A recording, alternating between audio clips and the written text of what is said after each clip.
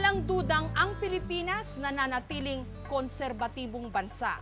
Katulad ng sa Amerika, buhay na buhay rito ang tinatawag nilang gay pride. Gayunpaman, patuloy raw ang kanilang pakikipaglaban kontra diskriminasyon.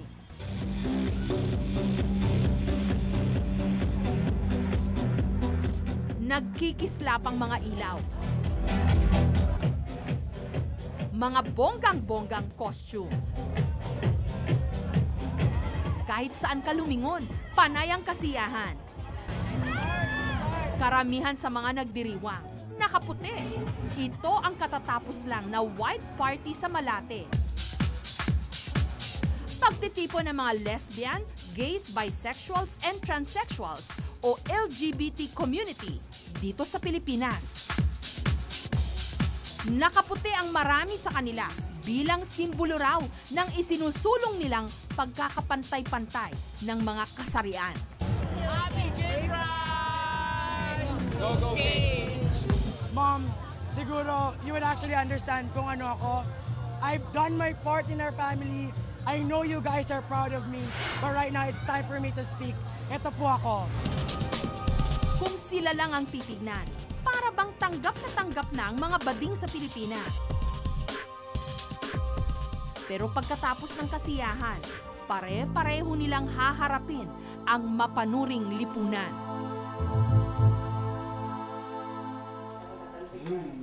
Patunay rito ang 21 anyos na si Julius.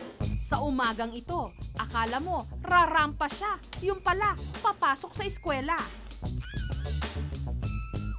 Wednesday ngayon, so kaya ako naka-civilian kasi wash day ngayon, so allowed kami mag-civilian.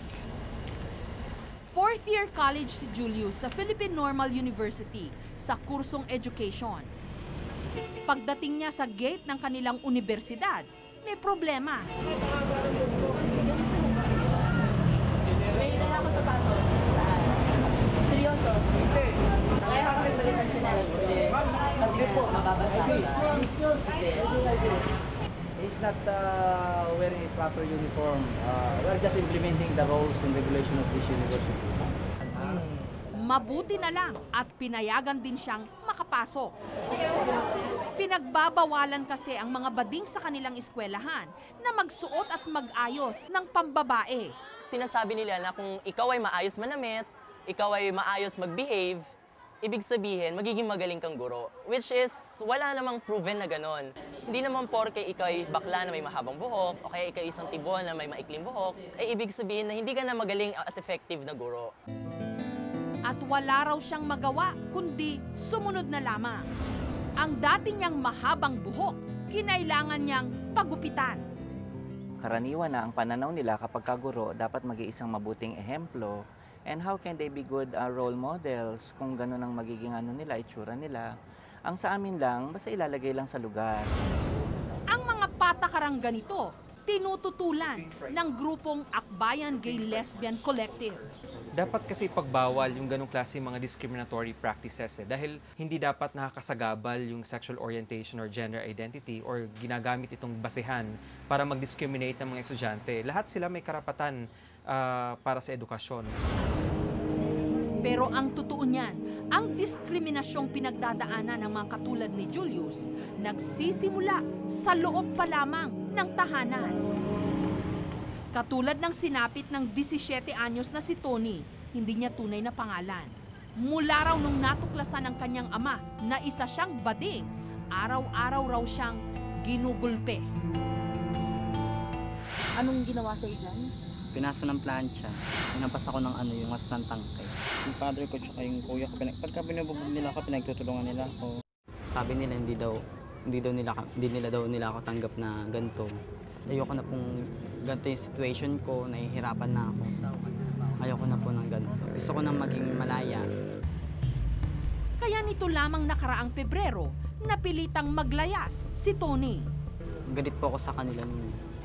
Galit po ako sa kanila kasi sa isip ko kung anak nila ako, bakit hindi nila ako matanggap na ganito. Isinusulong ngayon ng ilang sektor ang Anti-Discrimination Bill. Isa itong panukalang batas ay pinagbabawal or kini-criminalize yung discrimination against lesbians, gays, bisexuals, and transgenders. Nag-a-appeal kami sa Senado, sa Kongreso, na sana madaliin yung pagtalakay ng anti-discrimination bill. Sa Amerika, umuusad ang pakikipaglaban ng gay community para sa kanilang mga karapatan. Today, we could confidently say is the first day in the state of California that we are providing marriage equally and fairly to everyone. Sa California, kamakailan lang, inaprubahan ang same-sex marriage. I now pronounce you spouses for life.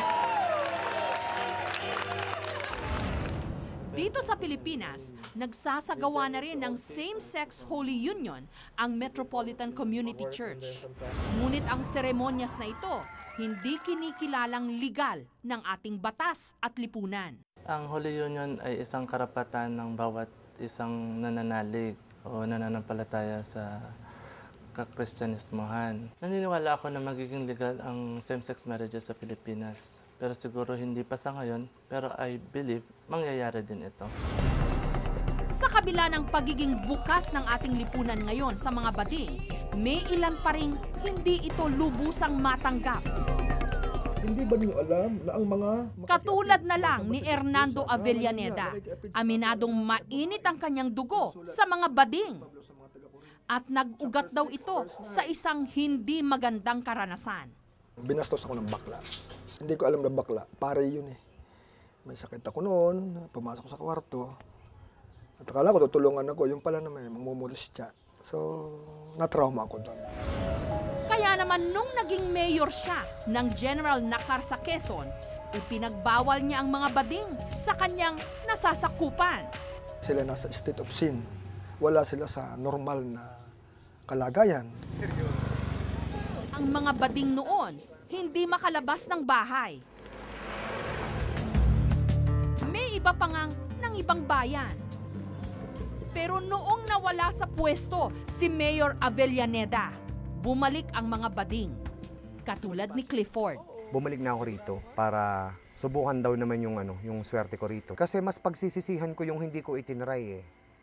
Kumbaga man, hindi ko naman malalaman or hindi ko naman pwedeng sabihin na ngayon pala is matatanggap na. Siguro kung hindi ko inilaban, hindi ako magiging ganito ka-strong ngayon.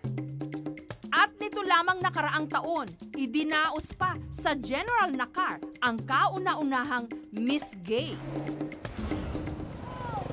At lahat ng kalayaang tinatamasa ng mga bading ngayon, ipinagpapasalamat ni Clifford. Sobrang laya niya. Kasi yung administrasyon ngayon is, hindi naman natin masasabi na mahal niya yung mga kagaya namin. Tanggap niya kasi alam niya na kami tao rin. Bagamat walang dudang marami ng isipan ang nabuksan upang tanggapin ang mga katulad nila sa ating lipunan, wala rin dudang malayo pa ang kanilang dapat lakbayin o ipaglaban bago sila tuluyang matanggap ng lubusan ng ating lipunan.